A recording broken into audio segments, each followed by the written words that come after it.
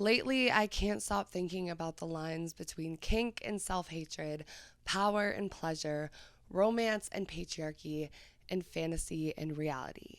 How blurry those lines are, and if there really are any lines at all. Take TikTok creator JoJo Joelle, for example, with her video that just went viral on TikTok for talking about princess treatment and how she avoids eye contact with the hostess and lets her husband order for her. Let's talk about princess treatment if you're at a restaurant and how you interact with the waitstaff and the hostess. If I am at a restaurant with my husband, I do not talk to the hostess, I do not open any doors, and I do not order my own food. He pulled the car up at the valet station. I stayed in the car.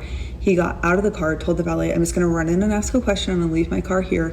I sat in the car while he ran in and asked them. Comes back out, opens my car door, walks me into the restaurant, opens the door, and I stand and wait. I did not make eye contact with the hostess. I did not talk to her. I waited until my husband came back. You're just gonna stand in the lobby or whatever the space is, and you're gonna wait for your husband to come back. You're not gonna go up to the hostess and give the reservation name. You're not gonna talk to her. It's not in any sense like you're better than the hostess. You're just letting your husband lead and be masculine. You're just being a princess. Like, you don't need to talk unless you are spoken to, and then if you are spoken to and they ask, you could just say, oh, I'm just waiting for my husband, and then he'll be able to give the reservation. You can say it in a very soft and feminine way. Here in Salt Lake, they don't quite get it. I think they think that I'm like being, oppressed, or I don't know. It's almost like they keep trying to like get me to speak. And I'm like, no, I want him to order for me. I like when he orders for me. It's not that I'm not capable of ordering for myself. It's just fun. It's just a fun princess treatment thing. It makes me feel special. It makes me just feel like over the top taken care of. Again, you don't need to over speak, over exert yourself.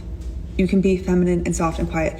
The most elegant, lovely women are often soft-spoken and don't overspeak. They're not loud. You're not going to be laughing loudly, speaking loudly, demanding the attention of the room when you're at a restaurant. You're with your husband, your boyfriend, whoever. The attention is kind of on him. You're not laughing so loudly that everyone in the room is looking at you. And again, it's not because you can't. It's not because you're not able to, and it's not because you're better than anybody. It's just the fun part of being that princess, of being that feminine wife, and letting your husband take care of you. You're already having to do so much. Your brain is constantly already on as a housewife, stay-at-home mom. You're running and managing so much.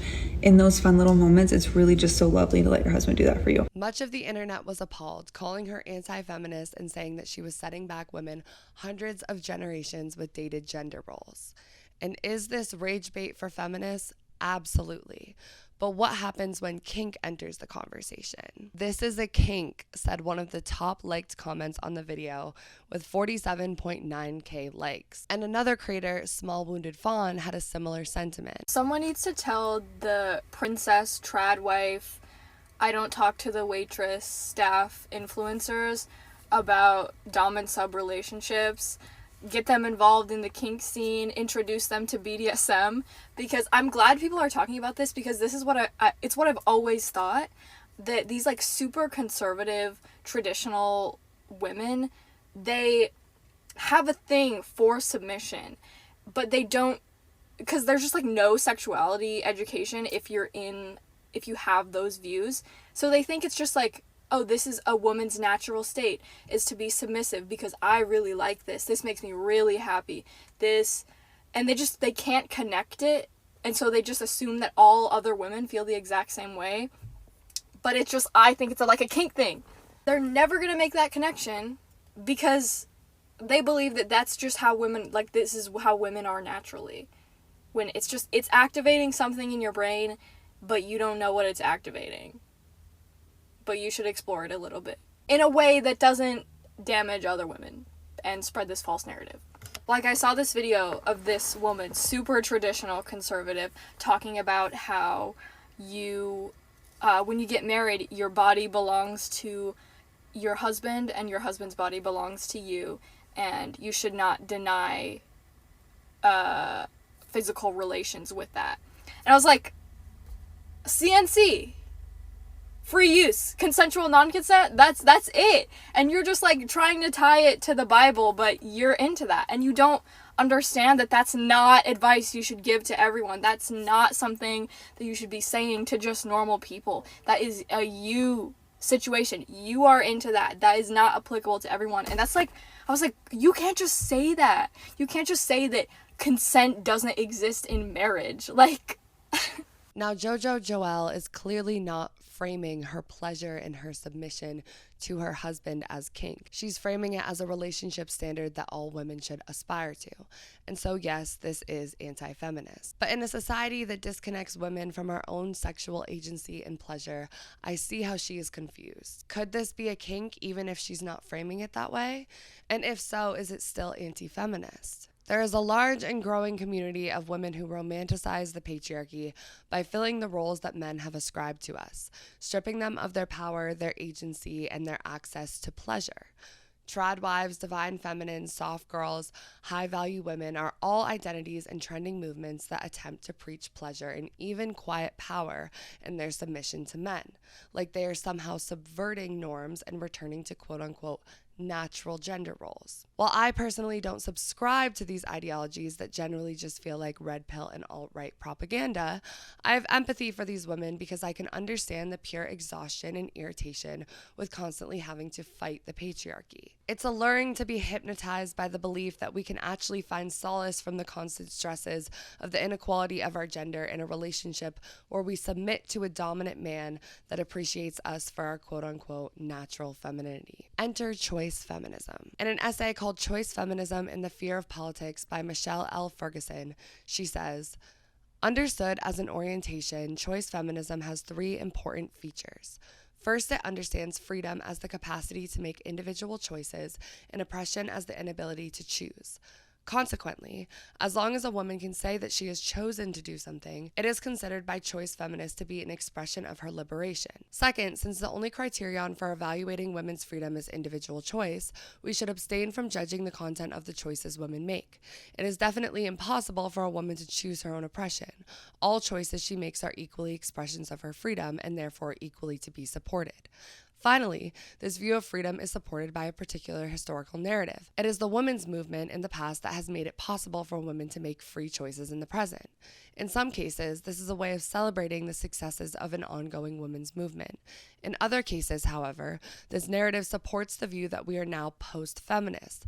The women's movement achieved all that was necessary some time ago, and women today are fully liberated. Now, a lot of the current feminist TikTok discourse is coming after choice feminism in the form of trad wives like JoJo Joelle and also a lot of sex workers. Now, the sex worker topic is a whole nother story, but today I want to talk about women like JoJo Joelle who find pleasure in submission to men. And I'm also going to talk about Sabrina Carpenter, who seems to find some sort of kinky sexual pleasure in her submission to men as well, which also got a lot of hate and condemnation on TikTok for choice feminism. Now, I'm not gonna lie to you guys. At first, when this whole anti-choice feminism discourse came up, I was kind of on the choice feminist side, especially since these people were coming after sex workers, and I am, of course, a former sex worker. I was like, what the hell? This just seems like more misogyny, more blaming women for their choices, more witch hunts, and, just like hating on women when we should really be blaming the men and the patriarchy that has pushed women into these corners of this type of work, of these types of roles, etc. And that's where I began to develop empathy for trad wives like JoJo Joelle and many others, because I started to reflect on my own journey as a former sex worker and also how I felt in a lot of my relationships. And I've always considered myself to be a big feminist, but at the same time, there have been so many moments where I've been so just like pissed off at being like objectified, sexualized, degraded, not seen for my intelligence, not seen for my worth, constantly having to correct men, constantly having to stand up for myself, demand respect, all of these things that I'm like, all right, you know what? Fuck it. Let me actually just fall into the roles that patriarchy has prescribed to me, because what else am I going to do? Like, bitch, I'm tired. It is hard to be a woman every day. Like, I'm just out here trying to live my life, and let me just like become a stripper and profit off of it. And let me just like not correct my boyfriend when he says this weird thing. And let me not talk about the boundaries and ethics of our sub-dom relationship, because that's just too much work, and I'm just trying to be a girl that finds pleasure. But this is, in fact, falling into a little bit of choice feminism, and this essay by Michelle L. Ferguson talks about this a little bit more. Choice feminism offers us an easy way to opt out of the dilemma altogether. It releases us from the burden of judging those close to us.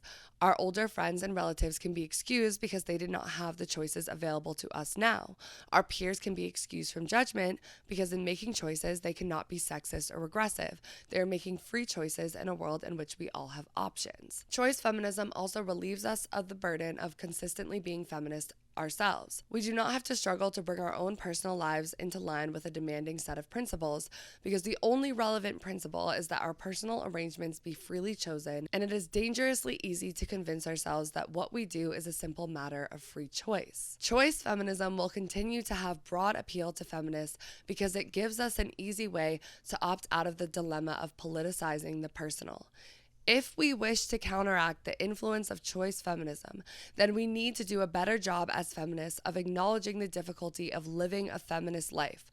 We need to give voice to these dilemmas, and we need to provide guidance to one another on how to live them. So that is exactly what I want to discuss today: the difficulty in leading a feminist life and give voice to a specific dilemma. Why do so many women find pleasure in submission to men? And if they do, is this anti-feminist?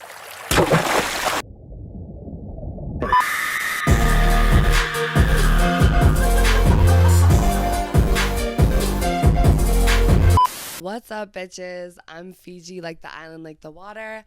I do enjoy submissive kinks, and I work in social media and marketing. And welcome to So Wet, So Dry. If you are new here for the very first time, I unpack topics that I am generally wet, dry, and still fucking confused about. Usually this is sex, relationships, and personal identity in ways that it has manifested in pop culture, on TikTok, on social media, in art, media, etc. This podcast/video essay is available on YouTube, Spotify, Apple Podcasts, pretty much anywhere you get your podcasts. You guys can also submit stories and vote in polls on Instagram at So Wet So Dry. The O's are 0, so please follow us there. If you do enjoy this video, I please ask that you follow and subscribe. It would mean so much. And also give us a rating. 5 stars would be very much appreciated. And for our loyal So Wet So Dry listeners, I'm going to give you guys an update about everything at the end of this video essay episode. I don't even know what's going on anymore. So yeah, love you guys. Thank you for tuning in. Let's get started. Okay, so back to the question, why do so many women find pleasure in submission to men, and is that anti-feminist? First, I want to talk about our innate sexuality versus the influences of the patriarchy. And just a little disclaimer, for this video, I am talking about heterosexual, bisexual, pansexual women who have romantic and sexual relations with men. So I have been reading Human Sexual Inadequacy by William H. Masters and Virginia E. Johnson. And they did a study with married couples who had problems in their sex life and published this book. They also have another one called Human Sexual Response, which I will be reading soon as well. But pretty famous study from the 1950s, I believe. And one part in this book really stuck out to me. It says, seemingly cultures and certainly religions have risen and fallen on their interpretation or misinterpretation of one basic physiological fact. Sexual functioning is a natural physiological process, yet it has a unique facility that no other natural physiological process, such as respiratory, bladder, or bowel function, can imitate. Sexual responsivity can be delayed or indefinitely functionally denied for a lifetime. No other basic physiological process can claim such malleability of physical expression. I know that seems simple and kind of obvious, but that blew my mind, right? It is innate in our bodies to be sexual beings, to be able to have the capacity to orgasm. And obviously this book talks a lot about sexual inadequacies and problems that arise, women being unable to orgasm, men being impotent and unable to get it up, and all of that stuff. And those are real, sexual problems, but they are also affected by a lot of psychological stuff.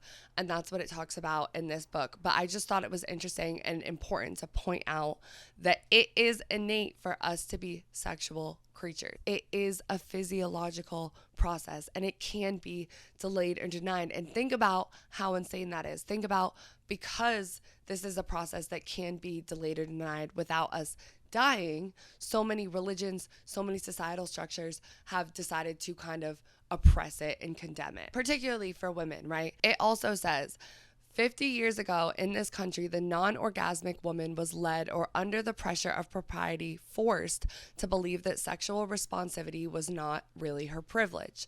Sexual pleasure was considered an unnatural physical response pattern for women, and any admission of its occurrence was unseemly, to say the least. So obviously, we are wired to be able to receive pleasure, to be able to orgasm, despite all of the religious, patriarchal structures that try to deny us of that fact. So when it comes to pleasure and submission, some of this is innate, which brings me to the next part of our innate sexuality, which is the ocean model. So there is a 5-factor model of personality called ocean, and each letter stands for one facet of personality: openness, conscientiousness, I can't say that word, extroversion, agreeableness, and neuroticism. And in 2013, Dutch researchers found that those in a BDSM group compared to a control group were less neurotic, more extroverted, more open to new experiences, and more conscientious than those in the control group. The only negative was that they tended to be less agreeable. But the most important thing about this study is that over and over again, it is shown that openness to new experience is the most determined by hereditary. So let's back it up. People who are more likely to enjoy BDSM, dom, sub, sadomasochism, etc., chart higher on openness in the ocean model. And openness to new experiences is determined to be the most hereditary, meaning that it could be hereditary to enjoy submission kinks. Now, another book that I recently read was Modern Sexuality: The Truth About Sex and Relationships by Michael Aaron, and he is a psychologist as well. And in the book, he talks about this ocean model and this study on BDSM people, and says, for those who experience BDSM as an orientation, I am inclined to believe that there is indeed something innate going on, which would explain why so many participants state that they become aware of their sexuality at a very early age. The age of first awareness mimics the age of awareness for gays and lesbians, supplying more credence to the possibility that BDSM is also an orientation for some. In the book, Michael Aaron debunks myths about the BDSM community and also frames BDSM for some people like an orientation. Like he's saying, like, early sexual experiences for a lot of people who enjoy BDSM, they can trace back to a memory from when they were super young. Kinks and fetishes are different, and he does differentiate between kinks and fetishes. Fetishes are more object oriented, like a foot fetish, for example, versus a kink is something more like dominance or submission, sadomasochism, something like that. But in a lot of research studies, people that had these kinks and fetishes could cite a time in their childhood where they first sort of realized that they might enjoy this, and maybe not in a necessarily like sexual way, but they could at least align a sort of pleasure or interest in a kind of way of being treated or seeing a foot or something like that. I know for me, I enjoy being submissive in kind of a more bratty way. If you guys don't know what a brat is a sub who kind of likes to push back and test their dom. And I was trying to really think back to like my childhood and early experiences to think about, is this something that I learned and developed, or is this something innate to my personality? And while I couldn't really think of anything super specific, I started to think more about like, even when I was in like second grade running around on the school playground, like I loved to be chased by the boys. Like I loved to be like chased. You know what I'm saying? Like play tag, and I could run fast and everything like that, but I would love to like kind of like make them think that they could tag me and then like run away. And like back then it was obviously innocent. It was not sexual by any means, but that kind of like playfulness and that kind of like toying with like power and being like, oh, you have me, oh, you don't, is kind of like a childish version of a brat kink.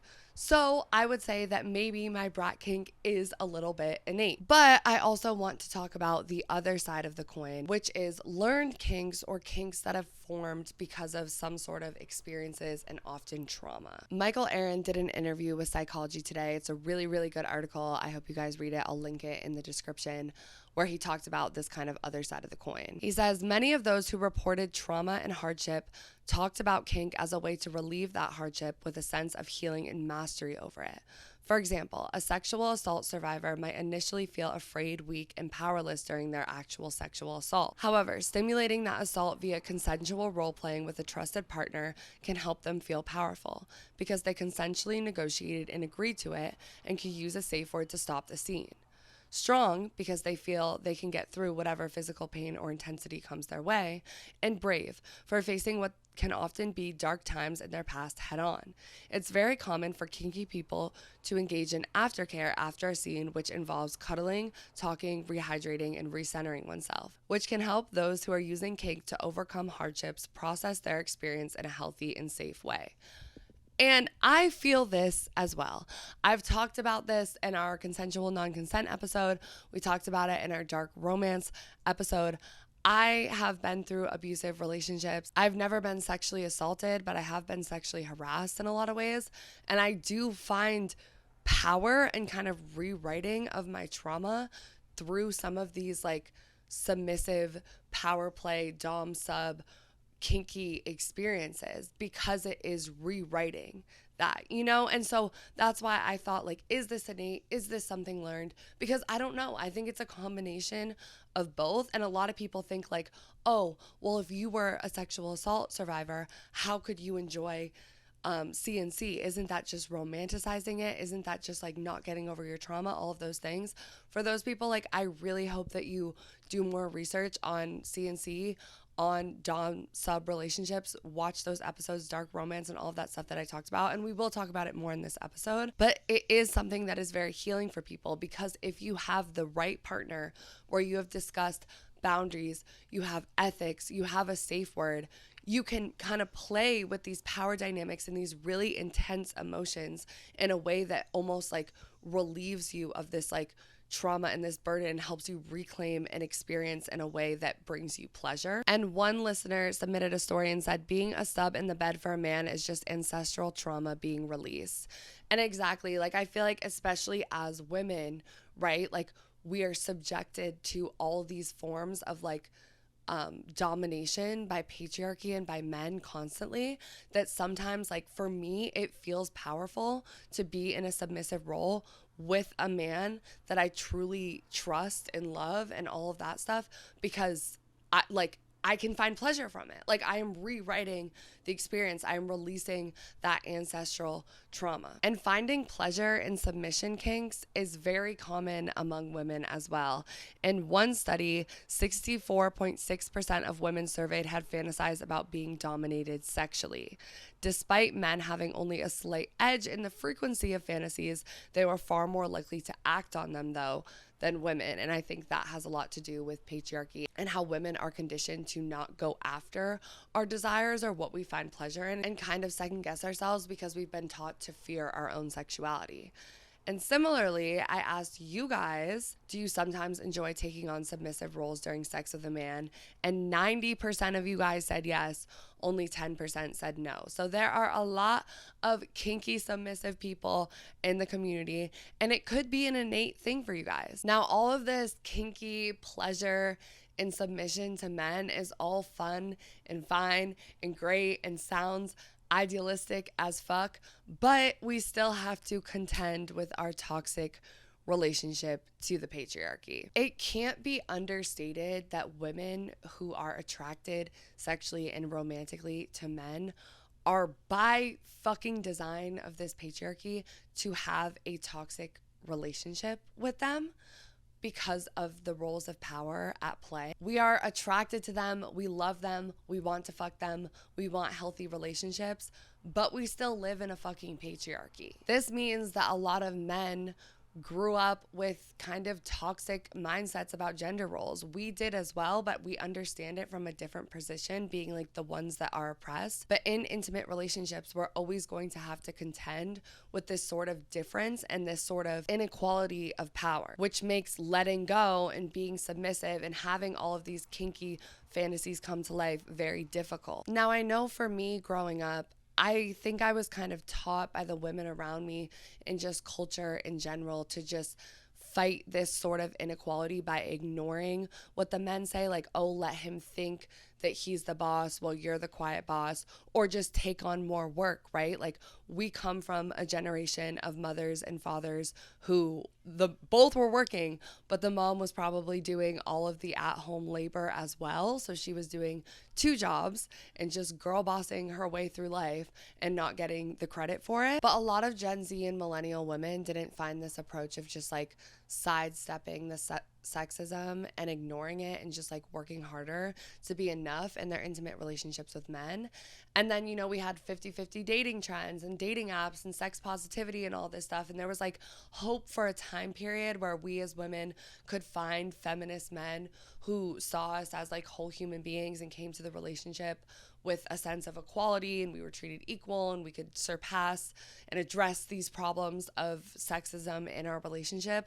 But I feel like that era didn't last long before we just ended up fighting with each other.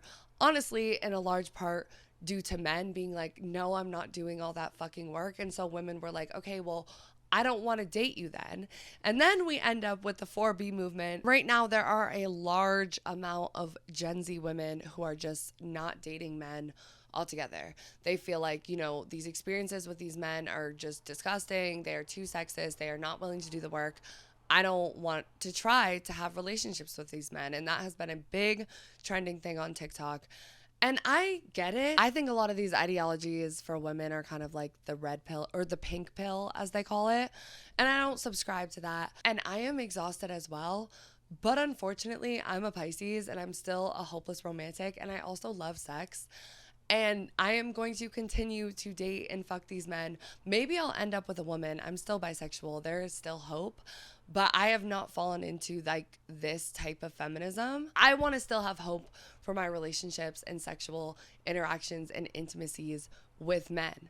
But this is still a big fucking dilemma because there is so much work to be done in any sort of casual, deep, romantic, sexual, platonic relationship with men because they just don't understand the ways that they are inherently more powerful than us. And because of that, it makes it really difficult to submit to them, especially when so much red pill, Andrew Tate, alt-right propaganda is trending that tells them that women should be submissive. Now, I want to talk about Sabrina Carpenter and her song Man-Child.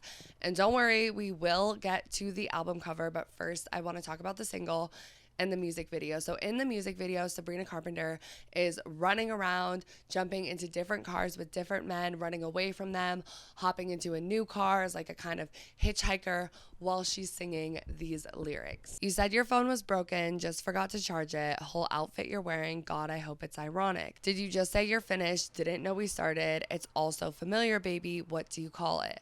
Stupid, or is it slow? Maybe it's useless, but there's a cuter word for it, I know. Man-child, why you always come running to me? Fuck my life, won't you let an innocent woman be? Never heard of self-care, half your brain just ain't there. Man-child, why you always come running to me? Why so sexy if so dumb, and how survive the earth so long?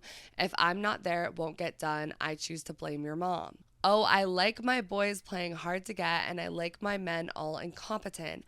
And I swear they choose me, I'm not choosing them. Amen, hey men, hey men. Now, I am not the biggest Sabrina Carpenter fan, But I like this song because it highlights that kind of feminist dilemma that we're talking about and our toxic relationship with the patriarchy. Sabrina Carpenter is 26 years old, so she is pretty much the same age as me. I am 27, and she is describing this feminist dilemma that I have experienced as well in my own dating life, where I find men very sexy but also very dumb, and then I fall into common, internally misogynistic beliefs of blaming his mom or chasing after him or just lying to myself and being like, oh, I swear I'm not choosing these men. Like, these men are choosing me. Like, they're the problem, and not taking accountability in my own choices towards the men that I'm dating. But at the same time, like, why is every single one of you a sexist man child? There's not that many good men, and even with the good men, they have to unlearn a lot of the psychological patriarchy that gets you to a point of like pleasure and safety and romance and all of that sort of stuff. But it is a frustrating fucking dilemma to be dating as a woman, right? Like, imagine dating as a man, like a straight man. Like, you don't have to consider being like degraded on the basis of your gender. Like, us as women, like, there are so many things standing between us and our pleasure on the basis of our gender.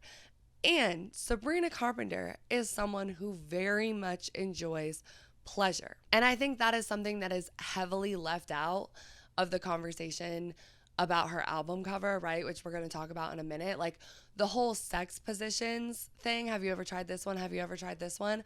That she did during the Juno song of her concert tour. Like, I ate that shit up. Like, I'm not even a big Sabrina Carpenter fan, but I was like, yes, girl, talk about the sex positions. Like, what do you like?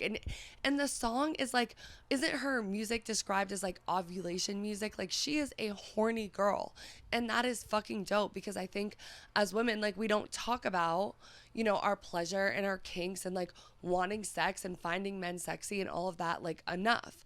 But she's contending with this deep desire for sex and for pleasure, and also the dilemma that she's in and running into a lot of fucking man children who are just not meeting her needs. So that brings us to the album cover, right? Man's Best Friend. It was announced on June 11th. She is in a position on her hands and knees with one hand kind of reaching for the man's knee, and he is holding a fistful of her hair. It doesn't look like he's like grabbing it, but he's just kind of holding it, and she's looking, I think, coyly at the camera. And a lot of people were criticizing her very heavily for appealing to the male gaze, failing at satire, overly sexualizing herself, and calling her a choice feminist. One excerpt from a Forbes article about the controversy kind of sums up all of this backlash that she's gotten really well. So I'm just going to read that. They said, Glasgow's Women's Aid, a Scotland-based advocacy organization for women experiencing domestic violence, slammed Carpenter in a post on Instagram on Thursday, calling the album cover regressive and stating that it evokes tired tropes that reduce women to pets, props, and possessions and promote an element of violence and control. A column in The Telegraph Thursday complained in a headline that Carpenter's oversexed, degrading new album cover has gone too far. And the writer Poppy Platt noted Carpenter has many young fans, oh my God, and said her marketing is quote-unquote troubling, comparing it to TikTok trends like the trad wife. Again, we have the sexness and the trad wives coming up together in choice feminism aesthetic that promote subservience to men. Some of the most liked comments on Carpenter's Instagram post of the album cover were critical. Quote, is this a humiliation ritual? What the hell is this cover? One comment, which garnered 8,000 likes, said, while another commenter stated, explain to me again how this isn't centering men. How this isn't catering to the male gaze. And okay, women were appalled. Men, I don't think they really give a fuck what's going on. But the people were appalled about this album cover, right? They're saying she's failing at satire. Me, I went off on a little rant about this on my TikTok because I was getting pissed.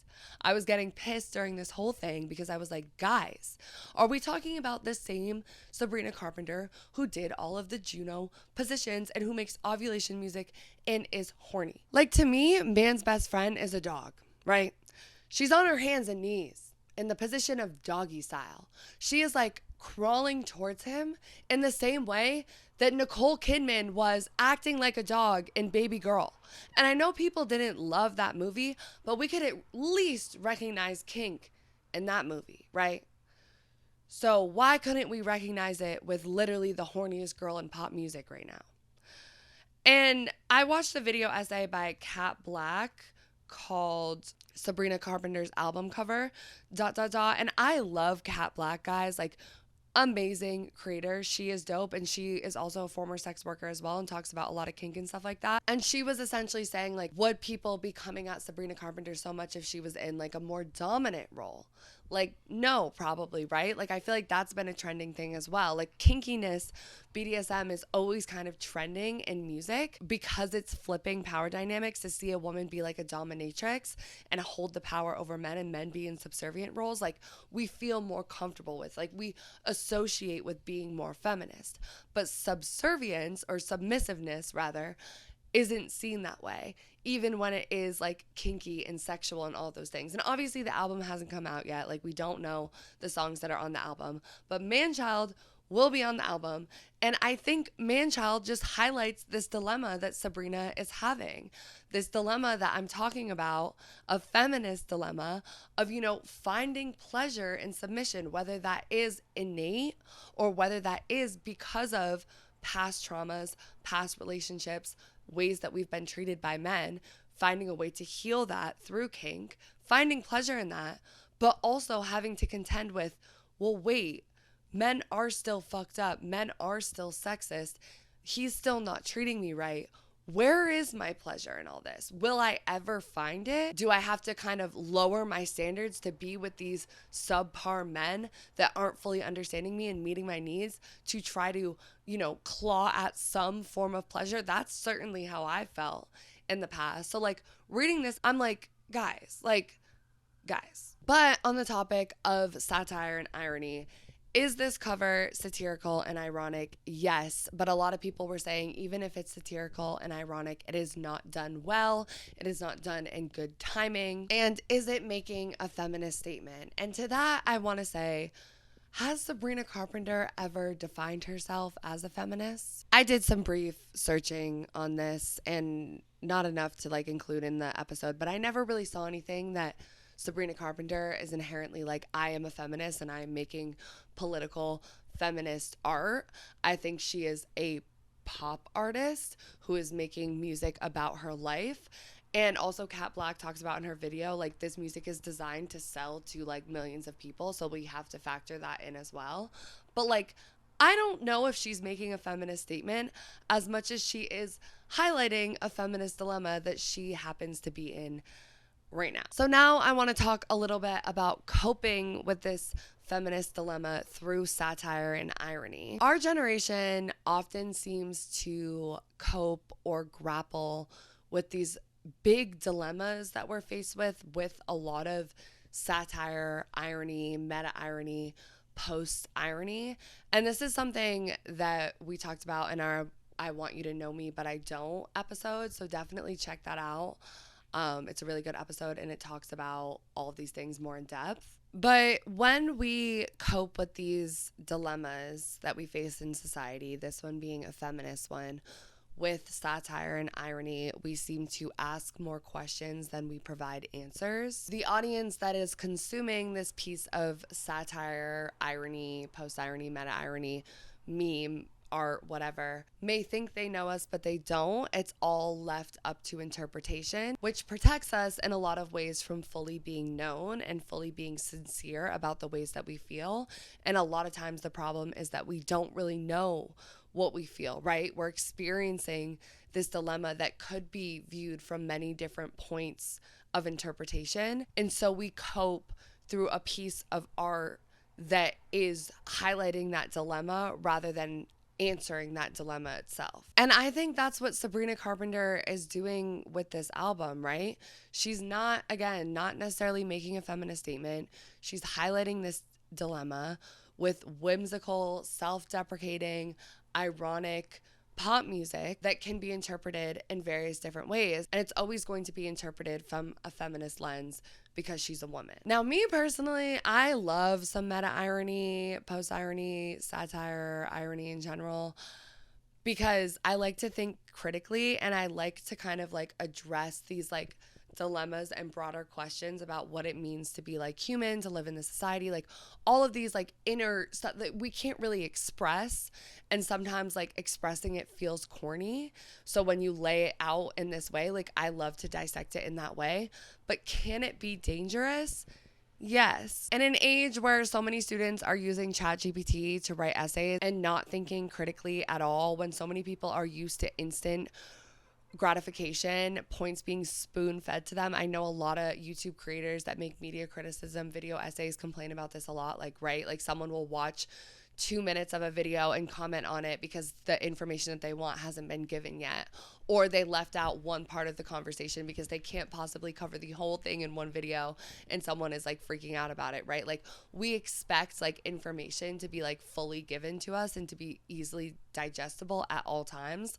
And the education system is like literally being defunded, so I don't have much hope for the future under Trump. And I've also talked about our lack of sex education in America, and relationship education, and just interpersonal skills, and reading art, and literacy, and media literacy, and all of these things. It is the perfect melting pot for us to just have a bunch of rage bait over a piece of satire and irony and just completely misunderstand it. And the people that talk about her young audience, like guys, like the young audience thing, like I will never be behind that argument, especially when it's just like, maybe like your kid, she's not a Disney star anymore. She's singing about sex. She's a grown woman. Like maybe don't like let your kids listen to that music. I don't know. But people aren't going to get it. But is that her fault? I think she is within her right to make this art, right? This art is coming from a very real place, which is her personal dating life. And a lot of women in this country and other countries and everywhere can agree with this position and relate to it. I definitely relate to it, even though I'm not like a huge fan of her and her music. I think our society has a problem with wanting everything out of one person as well. But isn't this what Michelle L. Ferguson asked us to do when combating choice feminism? She said, again, if we wish to counteract the influence of choice feminism, then we need to do a better job as feminists of acknowledging the difficulty of living a feminist life. We need to give voice to these dilemmas, and we need to provide guidance to one another on how to live them. So now that all this controversy has been sparked, we have the exciting opportunity to discuss this exact feminist dilemma. And maybe that was intentional by Sabrina Carpenter. Rage bait often works. Maybe it wasn't, but either way, we're here. So now let's talk about submission as a fantasy versus reality. One listener submitted a listener story and said, "Isn't submissive letting go of control? If so, why would it be inherently degrading?" And to that, I would say, I think to some degree, being submissive is about letting go of control, like in Baby Girl with Nicole Kidman, right? Like she leads this life where she is like in charge all the time, like top CEO woman, and she just wants to like let go and have like a man like dominate her and tell her what to do and all of those things, and like you're letting go of control. But of course, like in ethical submissive BDSM role play and all of that, like you still always have like control over yourself. Like you can like use safe words and like all of that stuff. Like you're not like completely losing control. But why is it inherently degrading? I think that is the men aspect of things. It does not have to be inherently degrading, right? But like we have to contend with the men that we are dealing with, this dilemma that Sabrina Carpenter is talking about. So how much are we falling into our desires and our dreams of fantasy and romance versus contending with the kind of sexist, patriarchal reality that is before us? How do we sit in between those things and try to find peace with them? Michelle L. Ferguson criticizes choice feminism because it avoids engaging in the political by hiding under the guise of a political consciousness, remember? So in an effort to make feminism appeal to everyone, everything a woman does is feminist as long as she has a political consciousness. Now she says, what is ultimately being expressed in choice feminist position is a fantasy of a world without politics, a world in which we are never called upon to defend our views to those who disagree, in which we never offend anyone because we tolerate everyone, in which we do not attempt as a collectivity to bring about structural changes. This is a vision of a world in which we all get along, not because we agree, but because we studiously avoid conflict. What good is a political consciousness if we are afraid to use it? Now, while I'm not for the witch hunt of Sabrina Carpenter and the hate of JoJo Joelle and the blatant misogyny and shit that just goes on with a lot of this stuff, I am for some criticisms and for some furthering of the discourse so that we aren't living in a fantasy world and we are giving each other more guidance on how to operate. So let's zoom out for a minute from real life personal experiences with romantic and sexual relationships and talk about the romance genre, which is a fantasy genre. And there is a video essay called The Unknown Pleasures of Problematic Romance by Bazazilio, I think I'm saying that right, where she discusses books and movies with problematic romance tropes like Twilight, 50 Shades of Grey, etc. And I just want to say that this is probably one of my favorite video essays that I've ever watched. I think I've watched this video essay close to 10 times, and every time I come away with something new from it. I think this really unlocked new doors in me, and ways of thinking. So please just go watch her video. But to summarize, she essentially asked, do we dream of male domination? Why is bad boy romance so popular? Is it female masochism, internalized misogyny? And then she talks about this concept of fantasy, right? And romance, again, is a fantasy genre where we suspend our disbelief and we don't question why it's possible. We just know that it isn't real. And why do we treat romance any differently than we would another fantasy book like Harry Potter, or even Marvel and DC and stories of like heroes and villains and all of that stuff? She explains that fantasy manifests unspoken desires and anxieties and gives a pleasurable outcome to the problem. So, for example, like women's popular culture in these dark romance fantasy genres take problematic romances, which is something that a lot of women experience, like Sabrina Carpenter and the whole man-child situation. I can most definitely relate, and gives them a happy ending. It's kind of like a catharsis where we can experience those same sort of emotions that we maybe experienced in trauma and bad relationships with other people, but we get to rewrite them with a happy ending. We kind of go through that emotional cycle of like the ups and downs and the hurt and the happiness and all of that, but it gives it a happy ending, which is something we don't really experience in the real world. And she also argues that it is actually sexist to condemn women for enjoying this type of entertainment, literature, movies, etc., because it infantilizes women and operates under the belief that like we're not smart enough to know better, right? Like we can't distinguish between fantasy and reality, which is also very similar to talking about BDSM, right? Like BDSM role play is very similar, in which you have this fantastical situation where you're giving consent in reality, but you're operating in role play where the fantasy is not consent, CNC, something like that, and is taking you against your will, but giving you a happy ending, a pleasurable orgasm at the end. And it's silly to condemn people in BDSM for enjoying this type of role play as playing with power and pleasure, because they know that it's a fantasy. A lot of people have lengthy ethical conversations about boundaries and all of that before engaging in the fantasy and playing pretend. You know when you're picking up a book, when you're watching a movie, when you're consuming something versus when you're operating in the real world. And one psychologist named Donald Mosher actually described role play as one of the 3 types of sex that people can have. The first type of sex is trance, which is sex that is purely physical in nature. All emotions are removed and the sex doesn't signify anything beyond pleasurable friction in the genitals.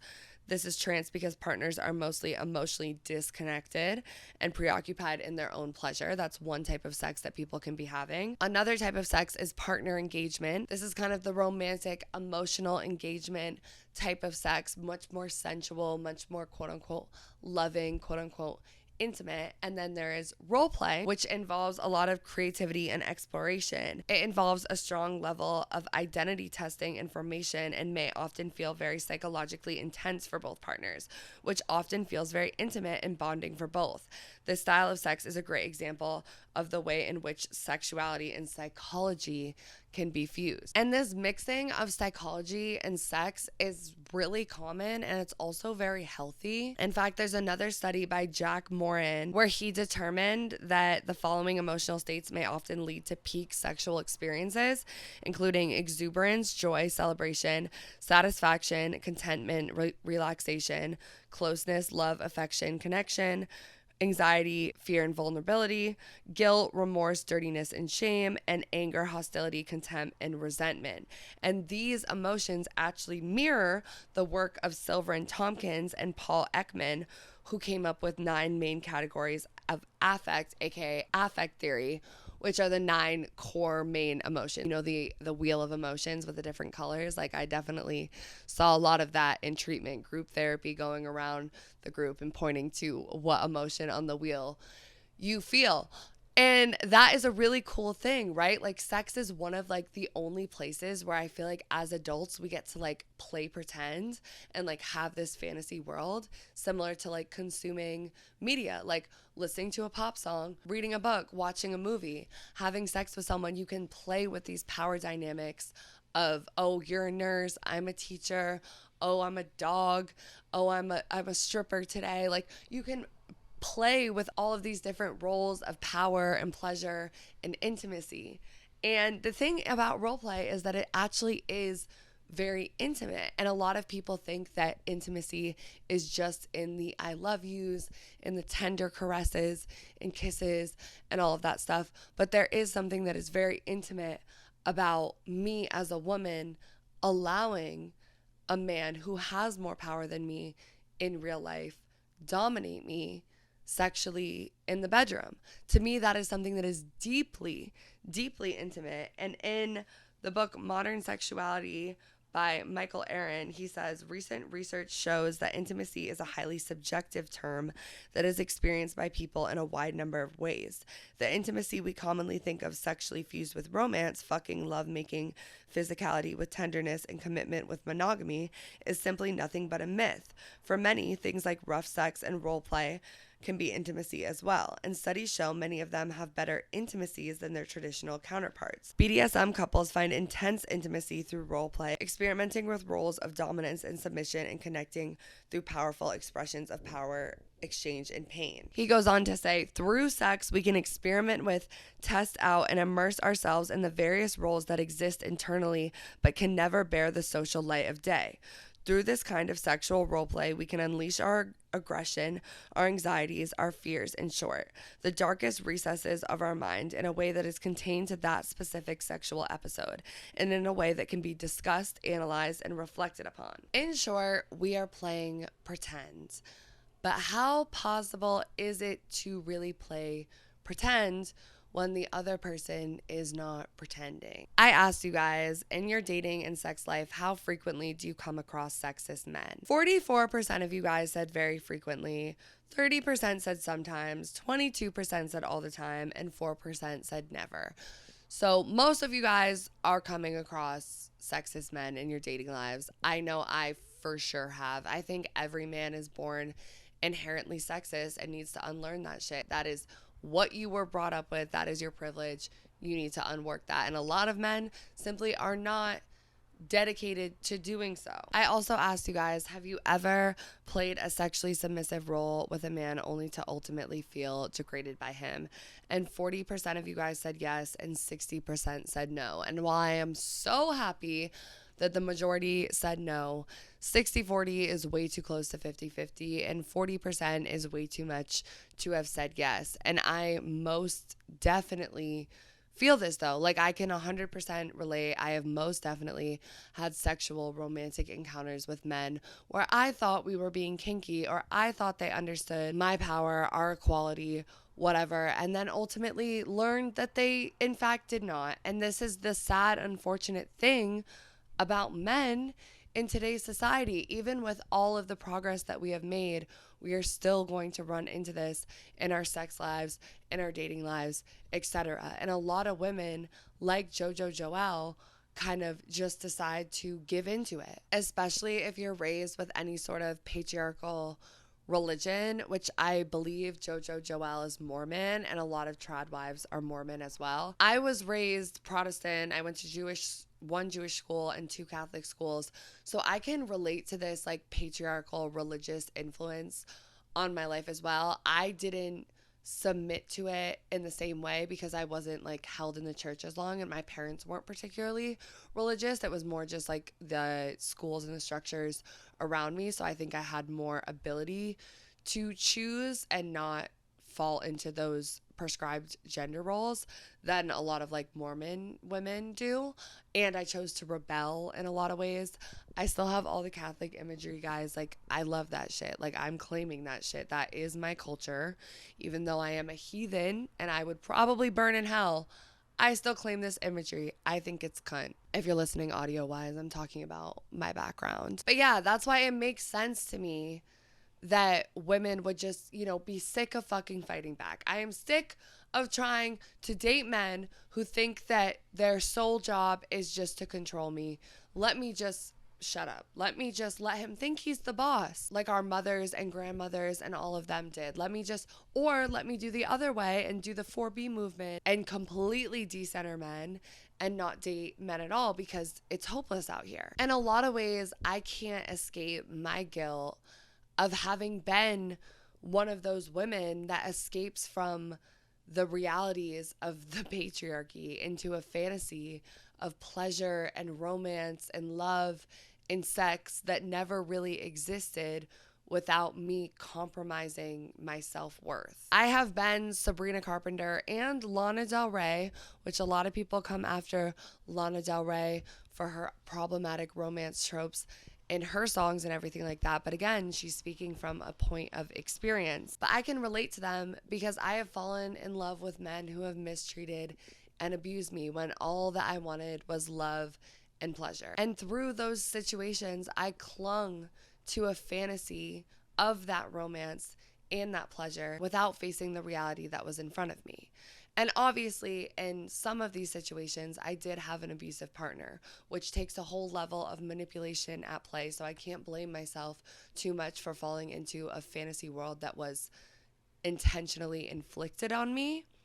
I also do have to take responsibility for the ways that I operate in a fantasy world when it comes to other men that I've dated and had sex with. It is a heartbreaking and sobering reality to have to confront with the fact that I have a lot of internalized misogyny. And sometimes I don't know if I'm acting out of a place of internalized misogyny. And similarly, a lot of men have a psychological patriarchy and misogynistic attitudes that they need to unlearn as well. In Masters and Johnson's book, Human Sexual Inadequacy, they explain there's no uninvolved partner when sex is a problem, and outcomes improve measurably when a couple works together to improve the problems. But how many of these men are willing to work with us on those problems? When we as women have been deprived of our deepest desires and pleasures sexually for so long, it is very easy to accept scraps.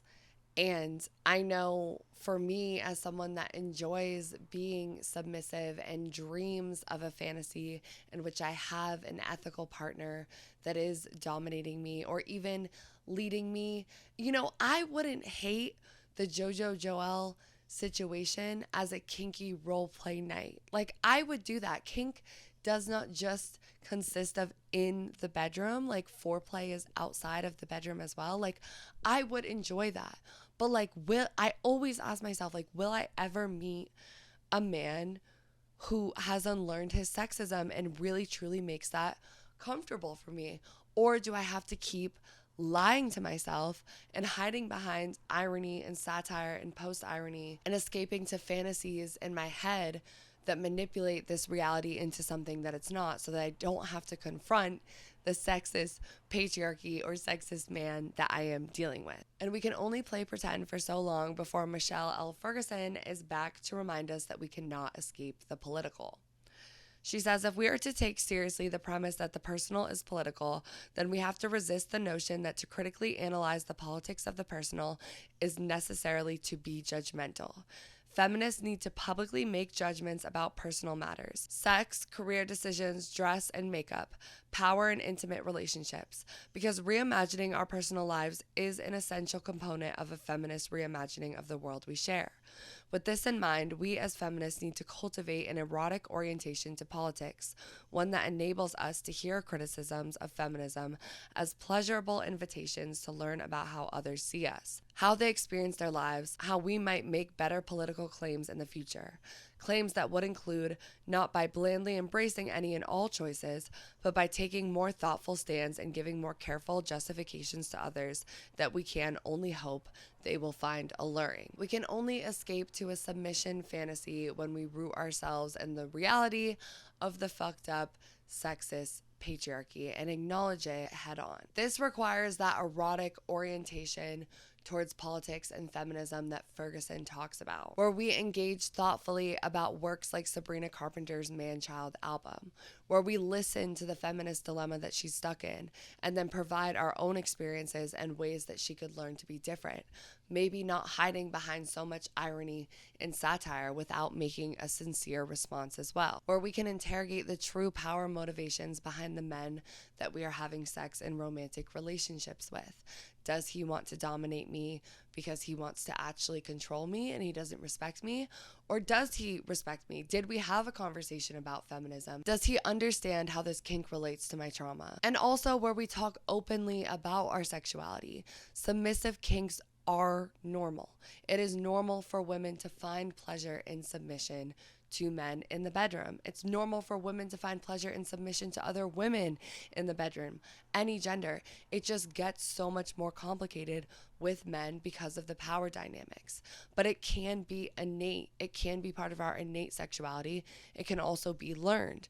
It can also be unlearning trauma and finding ways to rewrite trauma experiences in a pleasurable way. Many people in the BDSM community take these conversations about boundaries, sexism, traumas, etc. very, very seriously. They take their ethics super seriously, more so than a lot of people in just regular old relationships, which leads me to believe that no, it is not anti-feminist to enjoy BDSM or being submissive to a man in the bedroom. But for the women like myself who have experimented with BDSM, power play, submissiveness, and dominance, and have not always had the most ethical conversations with my partners or screened them for sexism, I would say that I was just falling into choice feminism.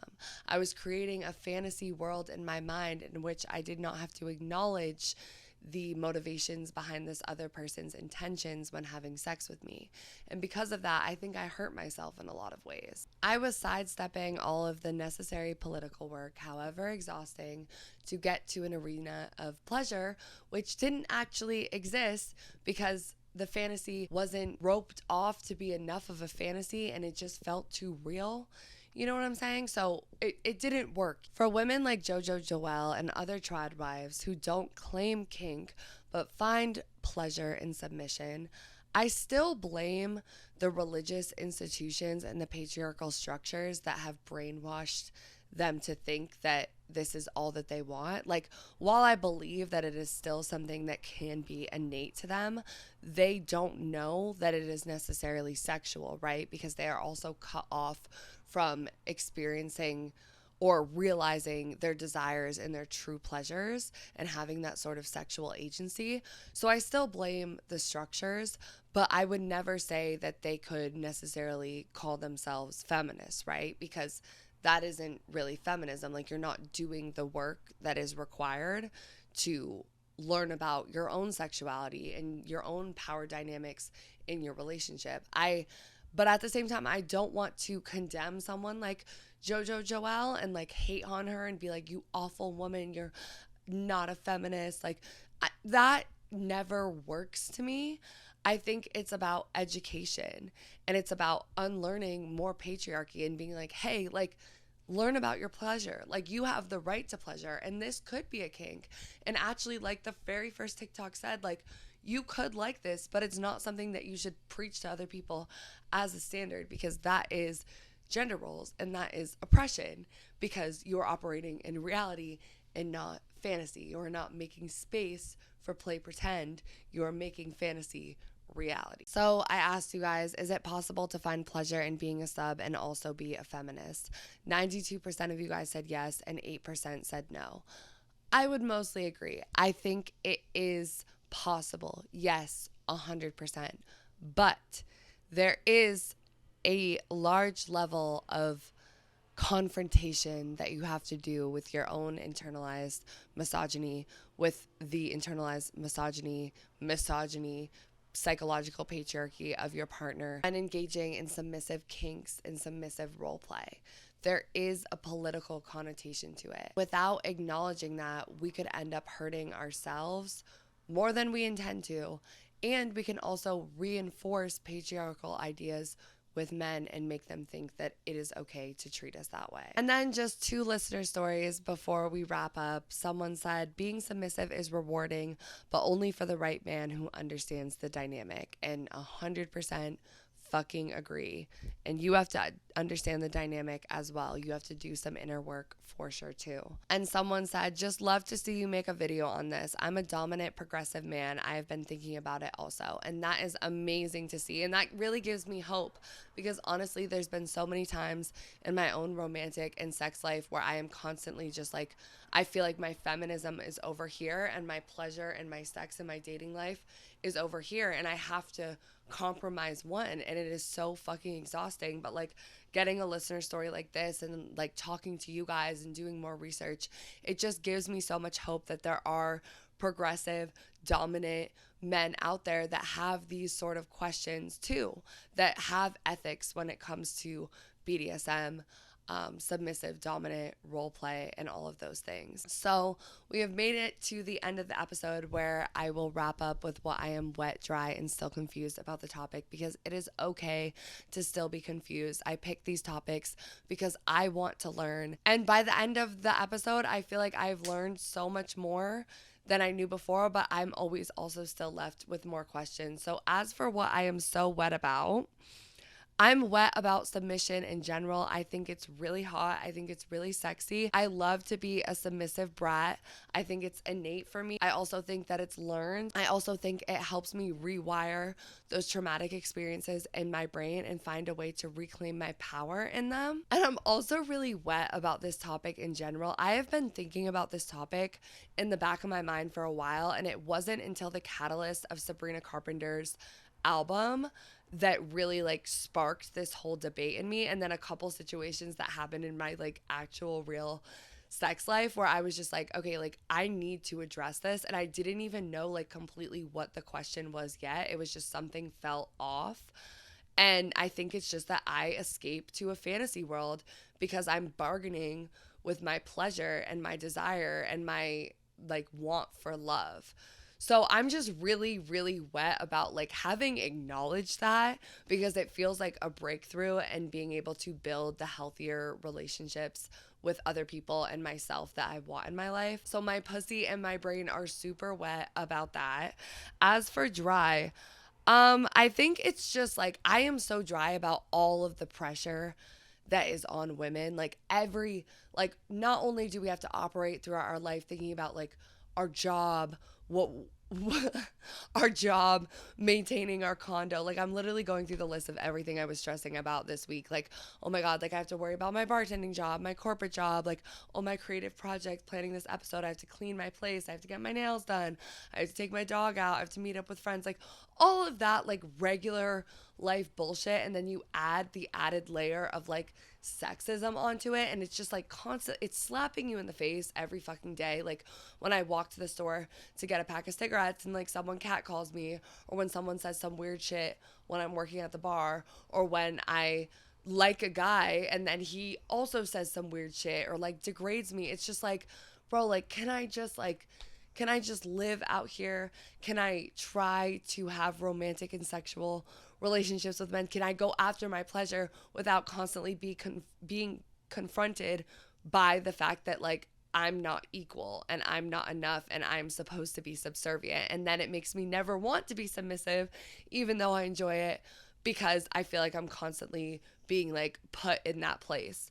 You know what I'm saying? So I'm very just dry about the fucking sexism of it all, the dilemma of it all, and also why so many people, I think, come at people like JoJo Joelle and Sabrina Carpenter and turn it into this misogynistic witch hunt, because it just feels like falling for a lot of rage bait. And the rage bait is women experiencing things that we have experienced before but dealt with them differently. And I think we're all just so fed up and frustrated that, like, you know, you get triggered. Like, I know I was for sure triggered during the Sabrina Carpenter controversy of it all. So I am definitely dry about that. As for confused, I'm confused where the fuck Sabrina stands. Is she a feminist? Is she not? Did she think she was making a feminist statement with this album, or was she simply talking about her real life experiences in dating men, and also like her sexual interests, her desires, her pleasures, her kinks, all of that stuff? I would love to see her be more sincere in the future. And lastly, I'm confused about how to handle these situations when they come up in your daily life, right? Like, making the conscious choice that I am not going to continue to see this man or have sex with this man or whatever, because it is clear that, like, he degraded me in some sort of way, that he is not acting in fantasy, he is acting in reality. Or having, if you feel like there's something to salvage from that relationship, having like a further conversation where you're breaking that down, but also knowing when to step away and not like try to teach this man too much, you know? So it's about having that like self-worth and also talking to other women.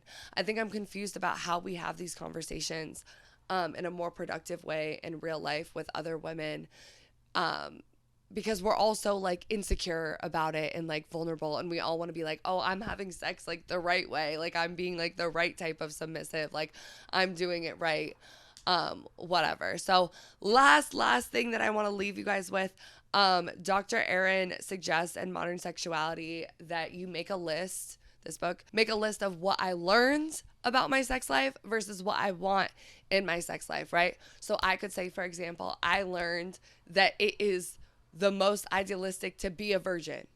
What I believe, losing your virginity doesn't fucking matter. Like, it doesn't matter. What I learned, I should always be submissive to a man and put his pleasure before my own. What I desire, I want my pleasure to come. I enjoy being submissive. I also enjoy being dominant. I enjoy being a switch. You know, write those things out. Really consider those things. Ponder on those things, because I think they will help you in your relationship to your own sexual self, romantic self, but also in finding the right people for you. But yeah, I love you guys so much. Thank you so much for tuning into this episode, whether you are first-time listeners or long-time listeners. You can subscribe on YouTube. You can follow on Spotify, Apple Podcasts, Castbox, iHeartRadio, wherever you get your podcasts. It would mean so much if you rate 5 stars and leave a review, leave a comment. Please keep this conversation going. I want to hear what you guys think about this. This is not the last time I will be touching on a topic like this. All of my past topics seem to influence upcoming and next topics. So there's a very high chance that something you say in the comments will inspire a video in the future. So please comment. And I do just want to take a minute to talk to my loyal listeners. If you are still sticking with me, thank you guys so fucking much.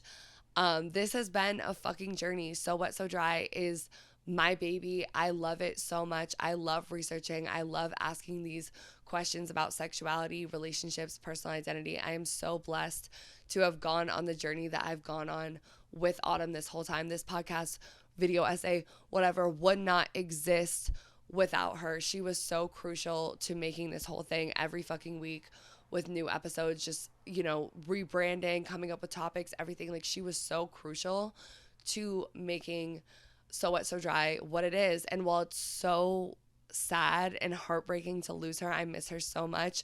I feel weird as fuck recording by myself. It has taken me so long to figure out, like, I have a busted ass video camera right now. I have to record 10 minutes and stop every 10 minutes because it's like a whole thing.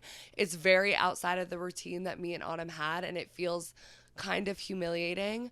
But I love what I do, and I'm going to keep doing it. And I also am proud of Autumn for choosing herself in this and realizing that this is no longer something that she wants to do anymore. And, embarking on a journey to figure out what it is that she wants to do. And thank you guys so much for giving her so much just like grace and love in the comments and everything, and thanking her for the impact that she's made on you, because I know she made an impact on me.